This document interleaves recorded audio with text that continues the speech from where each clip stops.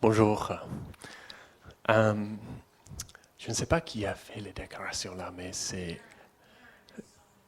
c'est magnifique cette année. Aaron Wynn. Ok, ben, il n'est pas là aujourd'hui pour prendre la louange, mais voilà. Non, c'est magnifique. Et je vais juste réorganiser un peu parce que, excusez-moi, est-ce que Noël n'est pas Noël si on n'a pas toutes les décorations? Quel est le but de Noël? C'est surtout les jolies choses, non? C'est le raison d'être.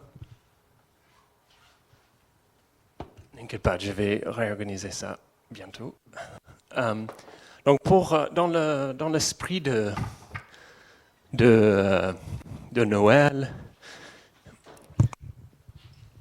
et de l'Avent, c'est le deuxième dimanche de l'Avent. Donc, j'ai créé quelque chose de joli et je vais lire un mot de la Bible. Et nous pouvons réfléchir sur les bougies et les choses jolies de Noël. Okay? Allez, je crois qu'il y a un verset là. Excusez-moi.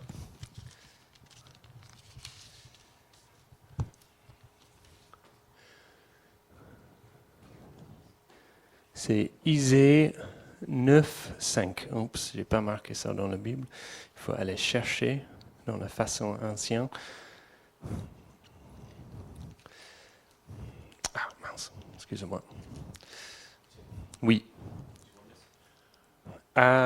Oui, peut-être ça va aider. Merci.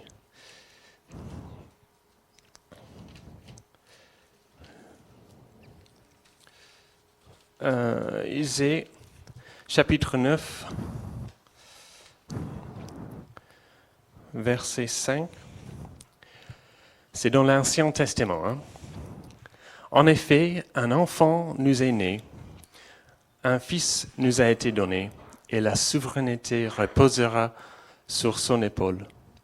On l'appellera merveilleux conseiller,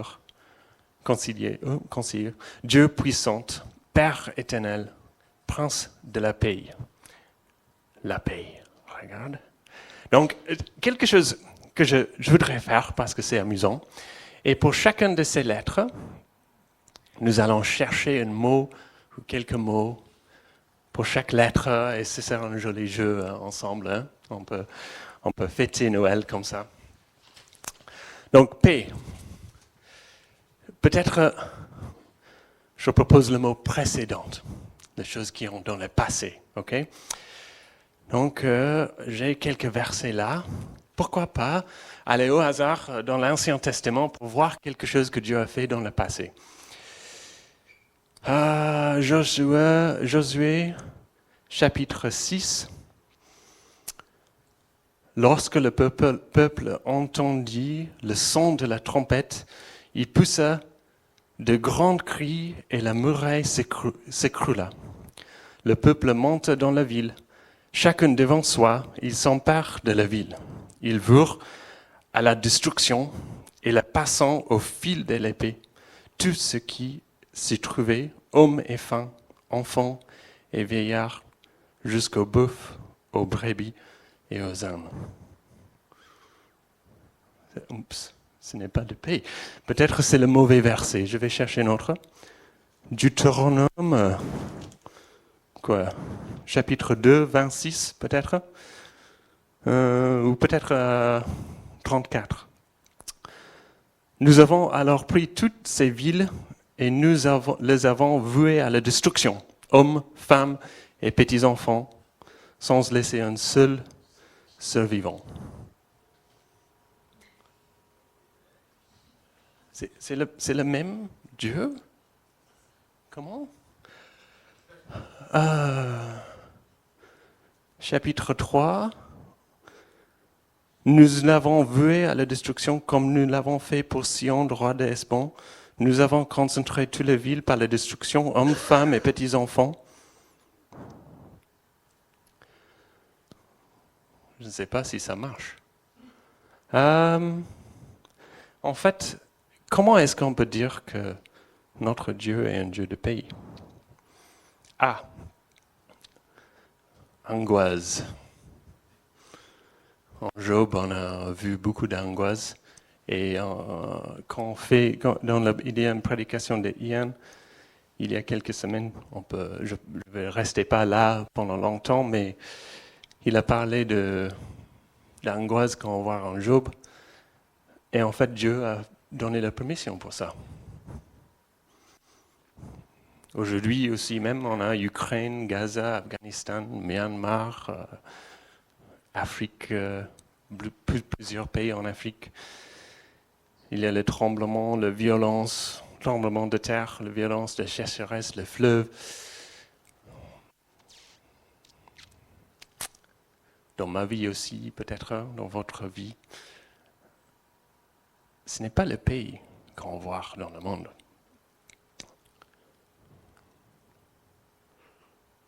Et quand on prie pour ça, je trouve que mes prières sont ineffectives. J'ai prié pour les gens qui ont des maladies autour de moi. Ça continue des fois.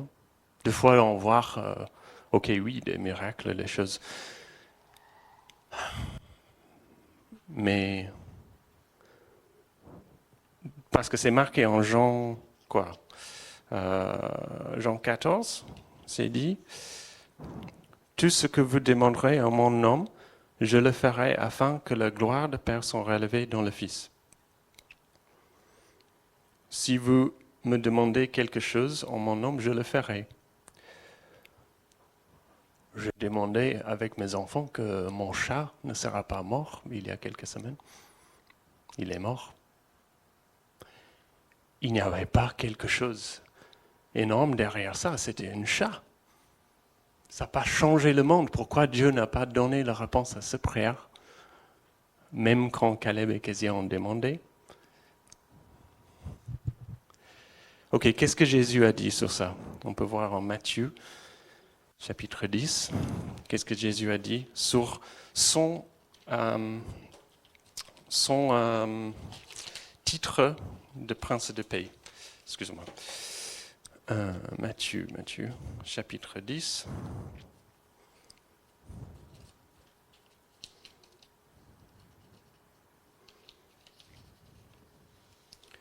Excusez-moi, je suis un peu lente à chercher les versets, c'est là.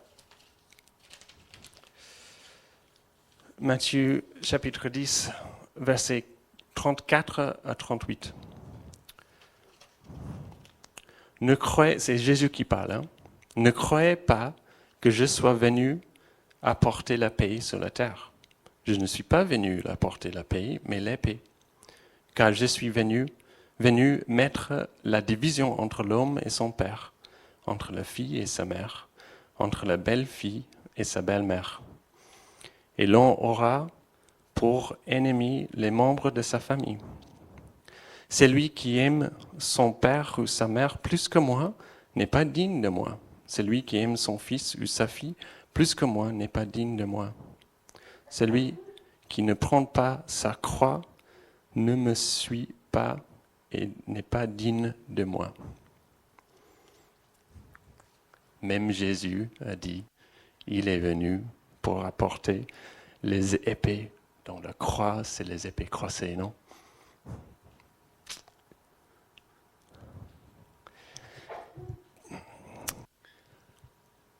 Peut-être il y a un petit indice là dans le verset 38. Celui qui ne prend pas sa croix et ne me suit pas n'est pas digne de moi.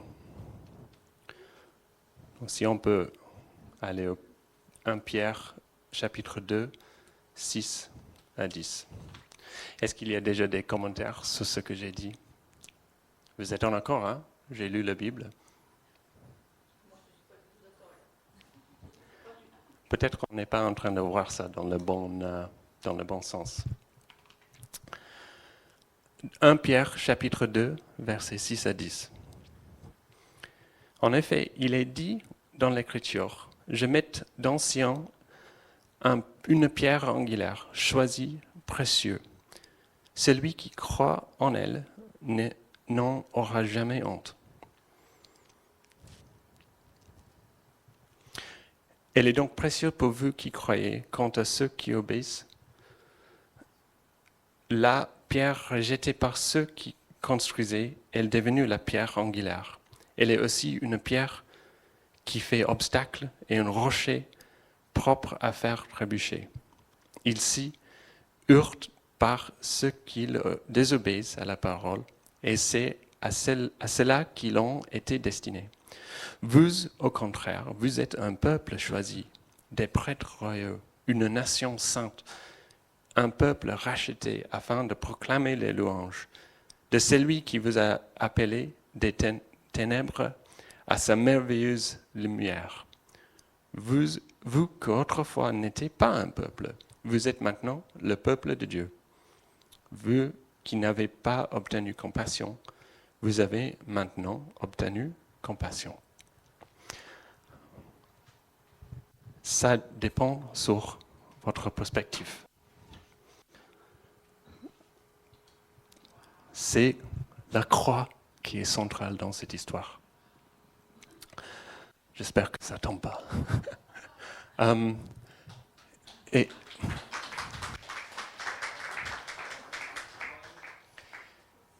Et soudain, on voit que si on voit tout ça dans le contexte de la croix, on peut voir qu'il y a du sens.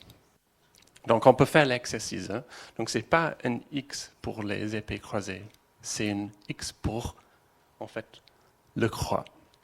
I. En fait, on peut voir ça en Matthieu 17, 21, excusez-moi. Matthieu 17, 21. Ah oui, c'était pendant quand les disciples étaient envoyés pour aller guérir le monde des gens dans les villages, parler de bonnes nouvelles de Jésus, etc. Ils ont fait un retour et demandé pourquoi on a prié pour ce personne être guérie d'un démon, en possession d'un démon. Et la réponse de Jésus est, en 21, cependant, ce sort de démons ne sortent que par la prière et par le jeûne. Donc je propose un mot là qui est intimité. En fait, je ne cherche pas les sacrifices des brebis et les bœufs. En fait, il cherche l'intimité avec nous. Et il ouvre la porte via la croix pour entrer en présence de Dieu lui-même, pour mieux comprendre la situation, pour que nos prières ne sont pas une lettre à Père Noël, mais une conversation avec le Dieu, le Créateur de l'univers qui nous a invités en sa famille. Luc 19, 41 à 44.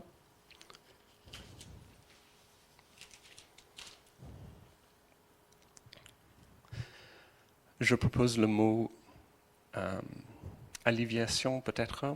Quand il approcha à la ville et qu'il la vit, Jésus pleura sur elle et dit, « Si seulement tu avais toi aussi reconnu aujourd'hui ce que peut te donner la paix. Mais maintenant, cela est caché à tes yeux. Des jours viendront pour toi où tes ennemis t'entourent d'ouvrages fortifiés, t'encercleront et te serrant de tous côtés. Ils te détruiront, toi et tes enfants au milieu de toi. Et ils ne laisseront pas en toi pierre sur pierre, parce que tu n'as pas reconnu le moment où tu as été visité. » On voit que Dieu pleure sur la destruction, sur l'angoisse, sur la difficulté vue par ces peuples. Et ce n'est pas que ces peuples, c'est le monde. Hein. Regarde en Jonas 4, 10 à 11. Oups.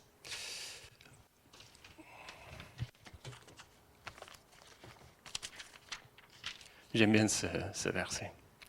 L'Éternel dit, c'est à la fin de Jonas. Donc Jonas était là, était en train de « Ah, mais mes plantes est mort. Tu n'as pas détruit la ville. Pourquoi je suis là ?» L'Éternel dit, « Tu n'as pitié de la plante qui ne n'a coûté aucune peine et que tu n'as pas fait pousser, qui est née une nuit et qui a disparu l'autre nuit. Et moi, je n'aurai pas pitié de Ninive, la grande ville dans laquelle se trouvent plus que 120 000 êtres humains incapables de distinguer leur droite et leur gauche, et un grand nombre des animaux. » Donc l'action de Dieu est principalement de enlever faire une action d'alléviation de souffrance. Il est là pour sauver, pour protéger, pour aider. Et il est même à la compassion pour les animaux. Je trouve ça intéressant. Il est un Dieu qui aime son création. Et pour paix, donc je propose le mot protection dans la précédence. Quand on voit, les versets sont un peu longs, donc je ne vais pas lire tout ça, mais Deutéronome 20, c'est beaucoup des instructions pour quand on allait en bataille. Et on voit plus en plus de temps, c'est Dieu qui fait la bataille. Ce n'est pas que Dieu veut tuer toutes les choses, il veut donner l'espace à ses peuples. En Exode 23, Exode 23, 20, 33, on voit autre chose aussi. Il y a une longue explication là pour comment ils vont entrer le pays promis. Et qui est sur les pensées de Dieu principalement, c'est à la fin, verset 32, « Tu ne ferais aucune alliance avec eux, ni avec leur Dieu. Ils n'habiteront pas dans ton pays. Sinon, ils te feraient pécher contre moi. Tu serviras leur Dieu, et ce sera un piège pour toi. » Donc il est principalement là pour la protection de ses peuples. Et si on a un Dieu qui est rempli de justice, comme un papa qui est là pour protéger ses enfants, tu fais le combat contre les choses qui vont tuer, blesser, empêcher, détruire tes enfants. Donc on voit plutôt avec cette perspective. Allez, un autre paix qu'on a là. Avec tout ça dans le croix, quelle est notre réponse, effectivement, dans cette situation? J'ai commencé la prédication avec un peu des arguments qui on voit souvent. En fait, comment Dieu est consistant. Comment est-ce que Dieu peut avoir fait ça dans l'Ancien Testament? Où est Dieu maintenant? Mais il est là. Il est là. Il est Emmanuel, Dieu avec nous. Ça, c'est le but de Noël, que Jésus est venu pour être avec nous. Et quand on voit via la croix était quelqu'un tué dans une méthode romaine. Ce n'était pas du tout digne. Et on voit la même chose dans l'Ancien Testament. On peut voir que c'est un Dieu qui participe dans nos vies. Il est Dieu avec nous. Il est venu comme un bébé pour vivre avec nous. Je ne sais pas pourquoi ça ne tâche pas. J'ai peur de brûler. Et il est aussi avec nous aujourd'hui, avec son Saint-Esprit, parce que Jésus a fait ce qu'il a fait. Il est venu comme un enfant, il est mort sur la croix, et le Saint-Esprit est avec nous. Et avec ça, on peut voir la Bible, l'Ancien Testament, et notre position actuellement avec une bonne perspective et avec l'optique qu'il participe avec nous. Accompagnement. Oui,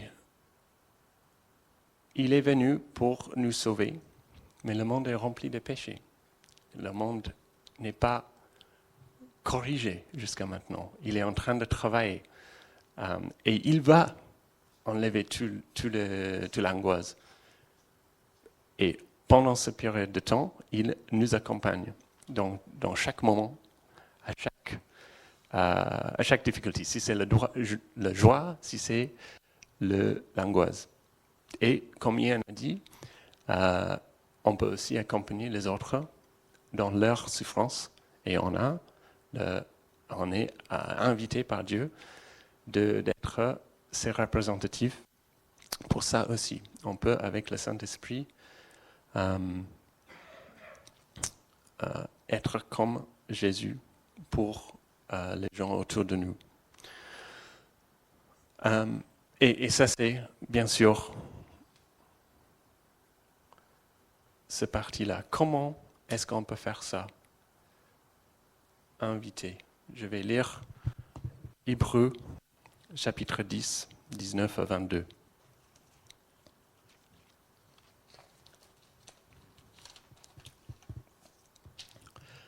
Ainsi, frères et sœurs, nous n'avons pas le sang de Jésus. Nous avons par le sang de Jésus l'assurance d'un libre accès au sanctuaire. Cette route nouvelle et vivante, il l'a inaugurée pour nous au travers du voile, c'est-à-dire de son propre corps. De plus, nous avons un souverain prêtre établi sur la maison de Dieu. Approchons-nous donc avec un cœur sincère, une foi inébranlable, le cœur purifié d'une mauvaise conscience et le corps lavé d'une eau pure. Donc on est invité en intimité avec Dieu, de participer dans ce qu'il est en train de faire dans nos vies, dans la vie du monde autour de nous. Et comment faire ça en pratique? Aller au pied de la croix, lire vos Bibles, inviter le Saint-Esprit à participer en toi, en vous, à prier pas comme une lettre de Père Noël, mais en conversation avec notre Papa Tout-Puissant. Comme quand on est tout petit, on tous pense que notre Papa est tout-puissant, mais notre Papa est vraiment tout-puissant et il nous aime. Il a sacrifié beaucoup pour nous.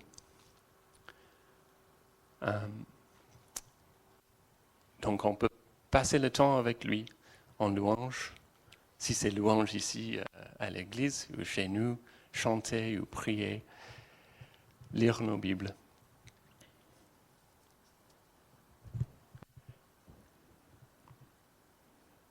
Et avec ça, on peut voir avec une bonne perspective, parce qu'on est appelé d'être comme Christ. C'est notre nom, chrétien en grec, les petits Christ. C'est nous. Et la seule façon d'être comme notre Père est de passer du temps avec lui. Voilà, c'est le message pour aujourd'hui.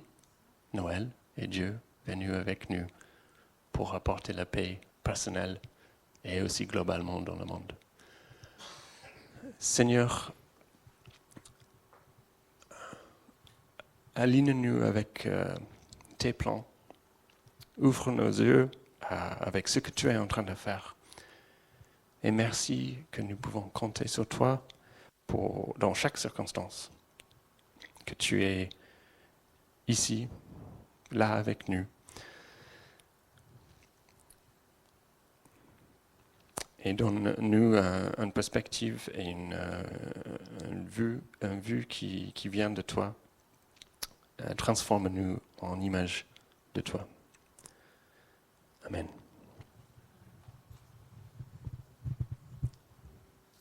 C'était un peu court.